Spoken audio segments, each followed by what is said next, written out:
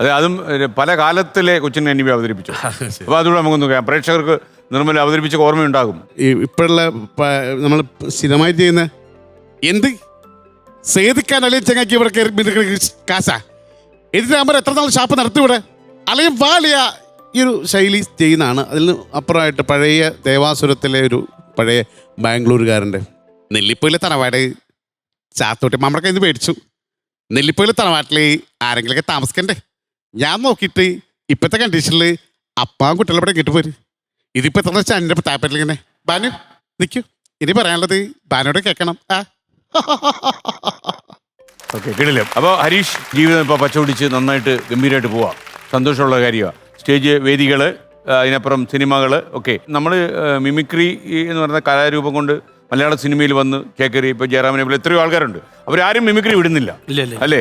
അപ്പോൾ നമുക്ക് പക്ഷേ ഈ സാധാരണ മനുഷ്യരുടെ ജീവിതമായിട്ടുള്ള ടച്ച് കുറയുമല്ലോ ഈ ലൊക്കേഷൻ ടു ലൊക്കേഷൻ നമ്മുടെ യാത്രക്കിടയിൽ. അപ്പോൾ നമ്മൾ എന്താ ചെയ്യുന്നത്? ഇല്ല, ഞാൻ ഏകദേശം ഷോ ഉണ്ടെങ്കിൽ ഞങ്ങളെല്ലാവരും കൂടെ ഒന്നുകിൽ എൻ്റെ വീട്ടിൽ അല്ലെങ്കിൽ നിർമ്മലിൻ്റെ വീട്ടിൽ ഞങ്ങളെല്ലാവരും കൂടി ഇരുന്ന് പുതിയ സ്കിറ്റ്, കണാരനായാലും വേറെ ഒക്കെ ഇപ്പോൾ കണാറിൻ്റെയൊക്കെ പുതിയ വേഷം ചെയ്യുന്നത്. ഇപ്പം നമ്മളിപ്പോൾ പ്രിയദർശനൊക്കെ സിനിമ ഷൂട്ട് ചെയ്യുമ്പോൾ ബെണിച്ചേട്ടനും ലാലും എല്ലാവരും കൂടെ കൂടിയിരുന്ന്, ജഗദീഷും ശ്രീനിവാസനും ഒക്കെ കൂടിയിരുന്ന് അവർ ഇംപ്രവൈസ് ചെയ്ത് സ്ക്രീൻ ഉണ്ടാക്കി പിന്നെ സ്ക്രീൻ എഴുതി അവർ ഷൂട്ട് ചെയ്യുന്നു എന്നായിരുന്നല്ലോ. അപ്പോൾ ഈ പുതിയ കാലത്തിലെ സിനിമ നിങ്ങളൊക്കെ അതിൻ്റെ വ്യക്താക്കൾ കൂടിയാണ്, വേറൊരു കാലഘട്ടത്തിലാണ് നിങ്ങൾ ജീവിക്കുന്നത്. ജഗദീഷ് ചേട്ടൻ ഒരിക്കൽ എന്നോട് ഒരു യാത്രക്കിടയിൽ പറയുന്നു, ഞാൻ മടുത്തിരിക്കുക, ഞാൻ എന്തൊരു അമളിച്ചേട്ടാന്ന് ചോദിച്ചു പറഞ്ഞു, ഏത് സ്ക്രിപ്റ്റിൽ നോക്കിയാലും ജഗതി കോമഡി ഉണ്ടാക്കുന്നു എന്ന് എഴുതി വെച്ചിരിക്കുക. സ്ക്രിപ്റ്റ് റൈറ്ററുടെ ജോലി കഴിഞ്ഞല്ലോ, ജഗതി വന്നു, ജഗതി കോമഡി ഉണ്ടാക്കിക്കോളും, മൊത്തം പണിയാണ്. കാര്യം നോക്കുമ്പോൾ ഒരു 8-10 സീൻ കൊണ്ടാവും, നമ്മൾ കോമഡി പെട്ടെന്ന് ഉൽപ്പാദിപ്പിച്ച് അത് എനിക്ക് മടുത്തു എന്ന് പുള്ളി പറയുന്നുണ്ടായിരുന്നു ഒരു അവസരത്തിൽ.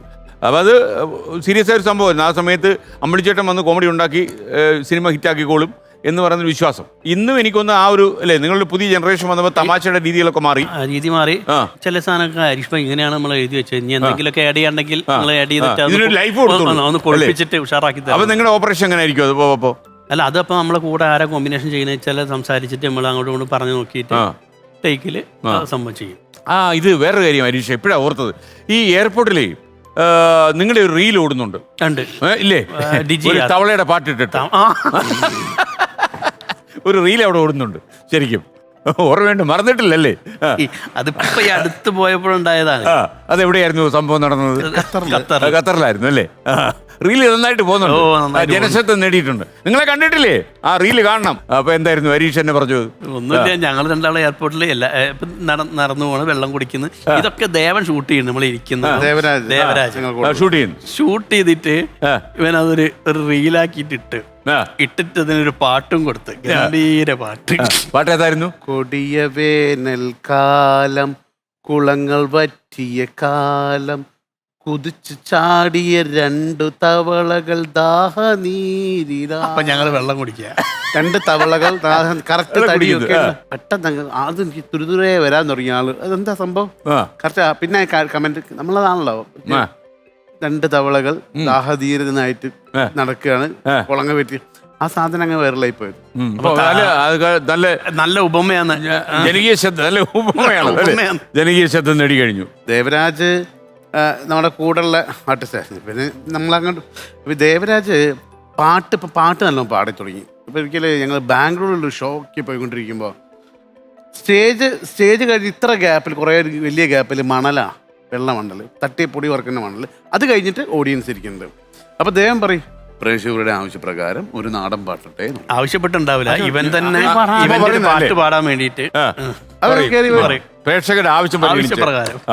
ആ പരലിപ്പരല് പൂവാലിപ്പരല്, ഇന്നലെ നേരത്ത് പരല് വെള്ളത്തിലോട്ടണല്ല. അത് കഴിഞ്ഞപ്പോൾ അപ്പുറത്തെ പറമ്പെന്ന് ഒരു പട്ടി ഒന്ന് മുന്നിലുണ്ടിരുന്ന്, പിന്നെ അതിൻ്റെ ബീറ്റ് അങ്ങോട്ട് വരാൻ തുടങ്ങി. പട്ടി ഫുള്ള് മണ്ണ് തെറിപ്പിക്കുന്നു, കടിക്കുന്നു, കൂക്കുവിളി ഓരി വിളിക്കുന്നു. ആ പരലിപ്പ ടങ്കട്ട പട്ടിയുടെ വക അഴിഞ്ഞാട്ടം. അത് സമയത്ത് ഓഡിയൻസ് ഇത് കണ്ടിട്ട് ഇവൻ ഇവന്റെ പെർഫോമൻസിലാണ് ഓഡിയൻസ് കൈയടിക്കുന്നതാണ് ഇവൻ ധരിക്കുന്നത്. പട്ടിയുടെ പെർഫോമൻസ്, പട്ടി മൊത്തം മലന്ന് കിടന്നിട്ട് ഇങ്ങനെ കടിക്കുന്നതും പ്രവർത്തിക്കുന്നതും പൊടി കളിയാക്കി.